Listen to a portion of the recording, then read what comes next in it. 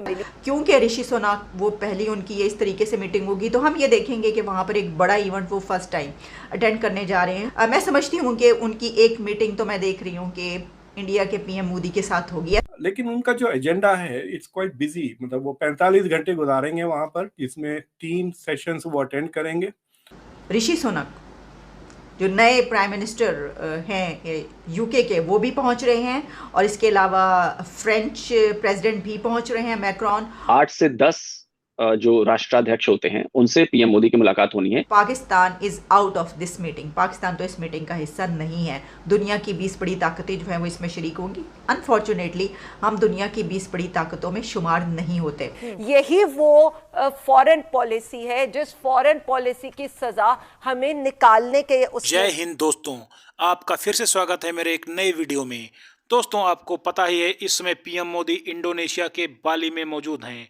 G20 summit में हिस्सा ले रहे हैं। दोस्तों, विश्व के शीर्ष पटल के सभी नेता लगभग इंडोनेशिया में मौजूद हैं। जिस गर्मजोशी के साथ ऋषि सुनक, जो बाइडेन, रूस के व्लादिमीर पुतिन और बहुत सारे नेता उनसे मुलाकात किए हैं, उनका सबका वीडियो वायरल हो रहा है। पाकिस्तान मीडिया ये वीडियो देख देख के हैरान परेशान है कि सारे विश्व के नेता मोदी से इतना प्यार क्यों करते हैं और उनसे मिलने के लिए बेताब क्यों हैं। उनका जो एजेंडा है इट्स क्वाइट बिजी, मतलब वो 45 घंटे गुजारेंगे वहां पर, जिसमें 3 सेशंस वो अटेंड करेंगे। It is very interesting. The sessions he is attending, I don't think are the same sessions Joe Biden attend कर रहे हैं, except for the shared, जैसा कि joint lunch है, joint dinner है, वो सब जो कल ही सारे के सारे कल होने वाले हैं। So वहाँ पे तो वो होंगे, but he is focusing on health, और जो फूड और फर्टिलाइजर की जो शॉर्टेज सप्लाईज है, हेल्थ और इन चीज़ों पर वो तवज्जो कर रहे हैं। सो इंडिया का जो एजेंडा है जो सेट होने वाला है G20 के लिए, it is also focused on the issues that he will be addressing in this meeting. तो मुझे लगता है कि India is going to go, India जो G20 का एजेंडा सेट करेगा, it is going to be very non controversial. समझ रहे हैं, बिल्कुल नॉन कॉन्ट्रोवर्शियल। एक बात जो फॉरेन मिनिस्टर जयशंकर ने कहा कि India is going to seek to give voice to the global south, ये बहुत इंपॉर्टेंट है। फॉर एग्जांपल, ये जो G20 है, ये टॉप 20 इकोनॉमी, दुनिया के टॉप 20, तो 20 मुल्क हैं, लेकिन 75% ऑफ द ग्लोबल जीडीपी है। समझ गया? तो it is a very useful club. छोटा ग्रुप होने के वजह से डिसीजन मेकिंग, पॉलिसी मेकिंग आसान हो जाती है, और because they have so much cloud कि दूसरे कंट्रीज को कोई चॉइस नहीं है। अगर ये 20 मुल्क मिलकर कोई रूल्स बना लेते हैं, तो फिर गैम्बिया या टैंजानिया या श्रीलंका तो ये नहीं कहेगा कि भाई we will not follow these rules, हम नहीं थे वहां पर। They can't say that. तो इंडिया इज सेइंग कि ये मुल्क जो वहां पे नहीं है, हम उनको we will give them voice. समझे? सो फॉर एग्जाम्पल, मेरे ख्याल से G20 में सिर्फ 3 मुस्लिम दुनिया के मुल्क आते हैं 55-57 में से, Indonesia, Turkey, Saudi Arabia, I don't know Iran है या नहीं, depends on which GDP. I don't think Iran is coming for this G20। तो बाकी के मुल्क क्या कहेंगे? तो India is going to speak for all of these countries in the global south, which is very important. लेकिन कि India is consciously taking step. China ने ये नहीं कहा कि हम ग्लोबल साउथ के लिए बात करेंगे, हालांकि चाइना का belt and road initiative is invested in mostly in the global south.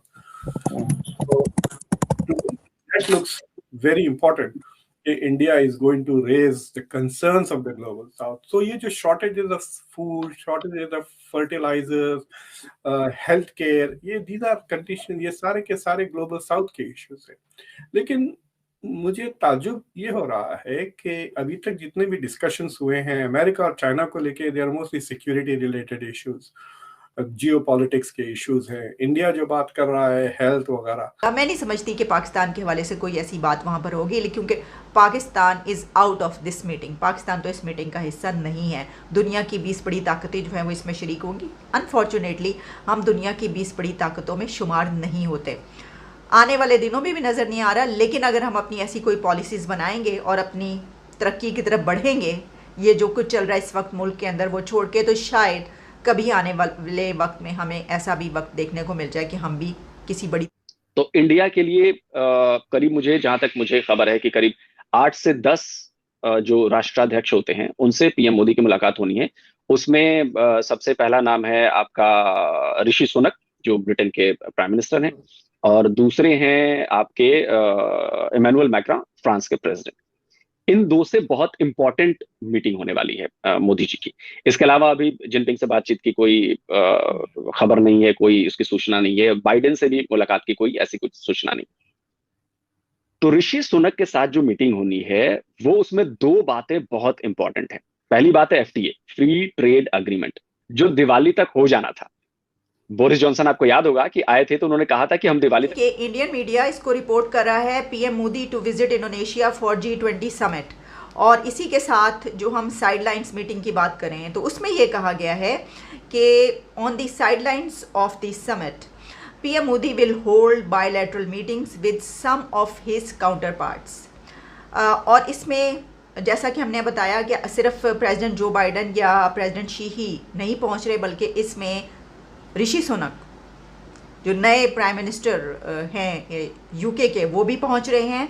और इसके अलावा फ्रेंच प्रेसिडेंट भी पहुंच रहे हैं मैक्रॉन, और जर्मन चांसलर ओलाफ भी वहां पर पहुंच रहे हैं। तो बड़ी शख्सियत, जिस तरह मैंने बताया कि दुनिया की बड़ी ताकतों की बड़े लीडर्स वहाँ पर मौजूद होंगे। अच्छा, क्योंकि ऋषि सुनक वो पहली उनकी ये इस तरीके से मीटिंग होगी, तो हम ये देखेंगे कि वहाँ पर एक बड़ा इवेंट वो फर्स्ट टाइम अटेंड करने जा रहे हैं। तो उनकी बॉडी लैंग्वेज क्या रहेगी, उनकी मुलाकातें किस किस से होंगी। मैं समझती हूँ कि उनकी एक मीटिंग तो मैं देख रही हूँ कि इंडिया के पीएम मोदी के साथ होगी, ऐसा लग रहा है, महसूस हो रहा है कि ये होगा। और बाकी देखेंगे कि किस किस से उनकी साइडलाइंस मुलाकातें रहती हैं। अच्छा, इसमें फिर एक और बड़ी अहम बात की गई है, और वो ये, जैसा मैंने आपको पहले बताया कि क्या इन मीटिंग्स में यूक्रेन वॉर के हवाले से बात होगी। तो कहा गया the leaders are expected to deliberate on the Ukraine conflict